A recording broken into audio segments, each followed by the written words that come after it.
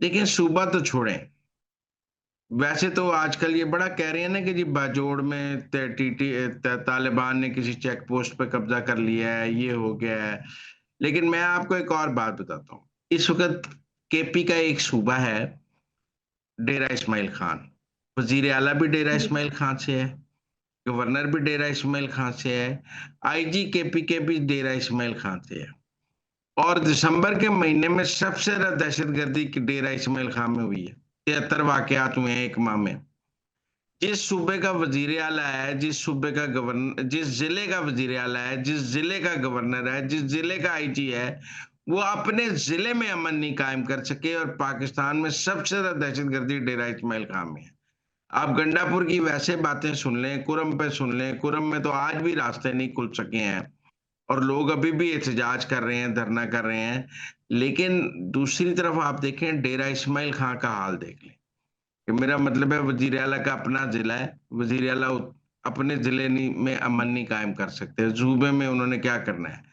Governor, IG सब इस वक्त डेरा इस्माइल खां की केपी पे हुकूमत है। अगर हम कहें ना कि पूरे केपी पे किसकी हुकूमत है, तो हम कहेंगे डेरा इस्माइल खां की हुकूमत है। जैसे कभी कहा जाता है ना, पाकिस्तान पर लाहौर की, पंजाब पे लाहौर की हुकूमत है, जब नवाज शरीफ वगैरह या मरियम नवाज वजीर आला हों और शहबाज शरीफ हों, तो कहते हैं, लाहौर की हुकूमत है। ऐसे केपी पर डेरा इस्माइल खां की हुकूमत है, और सबसे ज्यादा दहशतगर्दी भी डेरा इस्माइल खां पे है। तो हमें ये देखना पड़ेगा कि वजीर आला, गवर्नर और आईजी मिलके अपने जिले में तो अमन कायम नहीं कर सके, इन्होंने सूबे में क्या अमन करने हैं, बाकी आप पूरी कहानी सुन लें, आ देंगे और हुकूमत जवाब में अपना एक चार्टर ऑफ डिमांड दे देगी। लेकिन मैं जिस तरह पहले दिन से कह रहा हूं, जी। या आज आप इमरान खान का ट्वीट पढ़ें तो वो कहते हैं 31 जनवरी तक डेडलाइन है। साथ वो कहते हैं कि हमारी सिविल नाफरमानी चल रही है और हमने पूरी दुनिया में पाकिस्तानियों को रेमिटेंसेस भेजने से मना कर दिया है।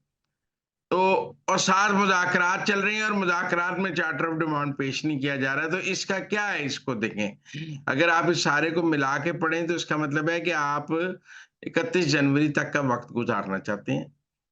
आप 31 जनवरी तक आप चाहेंगे कि उसके बाद मुज़ाकरात की नाकामी का ऐलान कर दिया जाए। भई अगर आप 15 दिन खुद चार्टर ऑफ डिमांड नहीं दे सके, तो आप 2 दिन में हुकूमत से उस चार्टर ऑफ डिमांड पर जवाब माँगने लग जाएँगे कि हमने दे दिया, ये जवाब क्यों नहीं दे रहे? भई अगर आपको देने में 15 दिन लगे हैं, वो जवाब देने में 15 दिन लगा देंगे। फिर उसके बाद उसके ऊपर जवाबुल जवाब आएगा। तो इस तरह आप कहेंगे कि टाइम खत्म हो गया, अब हमारे मुज़ाकरात खत्म। मैं समझता हूँ कि पहले दिन से, अगर पहली मुलाकात में तहरीक-ए-इंसाफ को अपना चार्टर ऑफ डिमांड पेश करना चाहिए था। ये मुज़ाकरात तो तहरीक-ए-इंसाफ की ख्वाहिश पे हो रहे हैं ना, इमरान खान ने कहा है कि मुज़ाकरात करने हैं और कमेटी बनाई है। जब उन्होंने कमेटी बना दी है, तो कमेटी को यही नहीं पता चार्टर ऑफ डिमांड क्या पेश करना है। वो कहती है हमारी इमरान खान से मुलाकात कराएं, फिर हम चार्टर ऑफ डिमांड पेश करेंगे। भाई, इमरान खान ने जब आपको कमेटी का मेंबर बनाया, इसीलिए हम कहते हैं ये डमी कमेटी है। ये एक फजूल कमेटी है जिसके बस में कोई बात नहीं, जो चार्टर ऑफ डिमांड नहीं पेश कर सकती। ये टीवी पे तो पेश कर सकते हैं, ट्विटर पे पेश कर सकते हैं, लेकिन हुकूमत के आगे नहीं पेश कर सकते। ये क्या मजाक हो रहा है कौम के साथ मुज़ाकरात के नाम पर। बाहर निकल के सब कहते हैं कि जी बड़ी अच्छी बात हुई, बड़ी अच्छी बात हुई, चाय पी कर रोटी खाई, घर को गए। वो तो फ्रॉड ही रहा है ना जी, कि जब आप चार्टर ऑफ डिमांड पेश ही नहीं कर रहे हैं, तो क्या आप 15 दिन से लोगों को बेवकूफ बना रहे हैं। मेरे ख्याल में आज चार्टर ऑफ डिमांड ना पेश करके तहरीक इंसाफ के वो प्लान साबित हो गए कि वो ट्रंप के आने का इंतजार कर रहे हैं। अब उन्होंने 2 जनवरी के बाद 7-8 दिन और बना लिए हैं। 10 हो जाएगी, 10 के बाद वो फिर पेश करके 20 आ जाएगी। 20 को ट्रंप आ जाएगा, फिर सारी तवज्जो ट्रंप की तरफ चली जाएगी। उसके बाद ये एक और कॉल देने की तैयारी करेंगे, जैसे कि कह रहे हैं कि हमारी एहतजाजी तहरीक तैयार है। सिर्फ ट्रंप के आने का इंतजार है, इसलिए मुज़ाकरात का खेल खेला जा रहा है कि आजकल करने को कुछ नहीं है। लिहाज़ा कल को फिर दोबारा कहेंगे हमने तो मुज़ाकरात किए, वो नाकाम हो गए और अब हम दोबारा सड़कों पे आ रहे हैं क्योंकि ट्रंप का इंतज़ार है। आप समझिए, मैं तो जी। हैरान हूँ। कराची में मजलिस वाहिदुल मुस्लिमीन के एहतजाज में नारे लग रहे थे, अमेरिका का जो यार है गद्दार है। तो अमेरिका की यार तो तहरीक इंसाफ है, मजलिस वाहिदुल मुस्लिमीन वाले तहरीक इंसाफ के साथ अपना इत्तेहाद तोड़ दें फिर, क्योंकि फिर गद्दार तो तहरीक इंसाफ हो गई ना। मैं हैरान था कि जहाँ भी जी। मजलिस वातुल मुस्लिमीन ने कैंप लगाए, वहाँ पर नारे लग रहे थे, अमेरिका का जो यार है, गद्दार है। और बैठे आप तहरीक इंसाफ की गोदी में हुए हैं और लोगों को कह रहे हैं जो अमेरिका का यार है, भई अमेरिका की इस वक़्त सबसे ज़्यादा यारी तो फिर तहरीक इंसाफ के साथ है, इमरान खान के साथ है, पीटीआई के साथ है। आप उनकी गोदी में बैठे होकर कहते हैं अमेरिका का जो यार है, गद्दार है, आप तहरीक इंसाफ को कह रहे हैं। बहरहाल मैं तो इन मुज़ाकरात से ना पहले पुरुम्मीद था, ना अब पुरुम्मीद हूँ और मेरे ख़्याल में तहरीक-ए-इंसाफ सिर्फ़ टाइम ज़ाया करना चाह के ट्रंप के आने का इंतज़ार कर रही है। जब ट्रंप आएगा, ये पाकिस्तान में हालात दोबारा ख़राब करने की कोशिश करेंगे।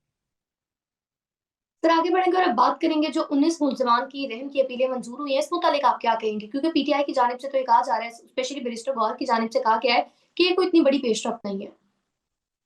लेकिन ये आपने तो सिर्फ़ बैरिस्टर गौहर का बयान पढ़ के मुझे सुना दिया ना कि उन्होंने कहा है। बाकी तो सारे कह रहे हैं कि अमेरिका के खौफ से सज़ाएँ माफ़ की गई हैं। बड़ा प्रेशर आ गया फ़ौज के ऊपर तो फ़ौज ने सज़ाएँ माफ़ कर दी हैं। और उधर कह रहे हैं कि देखें जी दबाव ने काम करना शुरू कर दिया है और अब आप देखें जी जीएचक्यू हिल गया है और सज़ाएँ माफ़ करने पर आ गया है। वो दूसरी तरफ तो ये तासुर भी बनाया जा रहा है कि जी ये सज़ाएँ माफ़ करके तो जी वो ब फ़ौज ने अपनी कमज़ोरी दिखाई है और ये तो जी बड़ा दबाव जो आलमी सतह पर आया है उस दबाव को रिलीज़ करने के लिए ये सज़ाएँ माफ़ की गई हैं। एक तरफ तो ये भी बयानिया साथ बनाया जा रहा है ना। आपने तो सिर्फ़ बैरिस्टर गौहर का बयान मुझे सुना दिया, तो ये जो सारा कुछ है, ये कौम को कौन नहीं नज़र आ रहा। कि मेरा मतलब है एक तो उन लोगों ने माफ़ी माँगी है, 9 मई की ज़िम्मेदारी कबूल की है और आर्मी चीफ से रहम की अपील की है। ये जो बाहर निकल के कह जी। रहे हैं ना कि हम खान के वफ़ादार हैं, इन्होंने आसिम मुनीर को अपना माफ़ीनामा लिख कर दिया है और ये माफ़ीनामा लिख कर बाहर आए हैं। ये कोई अगर ये इतने खान के दिलदादे थे और ये अगर इतने ही बहादुर लोग थे, जो बाहर निकल के जिनको आज केपी हाउस में भी फूलों के हार पहनाए गए हैं और वज़ीर आला गंडापुर साहब ने उनका केपी हाउस में शानदार वज़ीर आला हाउस में इस्तकबाल किया है और उनको उनको गए ये सब माफ़ीनामे लिख कर आए हैं। इनके माफ़ीनामे सोशल मीडिया पर पड़े हैं। इन्होंने कहा है कि हमने 9 मई को जो जुर्म किया है, हम उस पर शर्मिंदा हैं। हमें माफ़ कर दिया जाए। हम आइंदा ऐसा नहीं करेंगे। लेकिन जब कोई बंदा माफ़ी माँगता है और अपना जुर्म मा कबूल कर लेता है, तो अदालत उसके साथ रहम का सलूक कर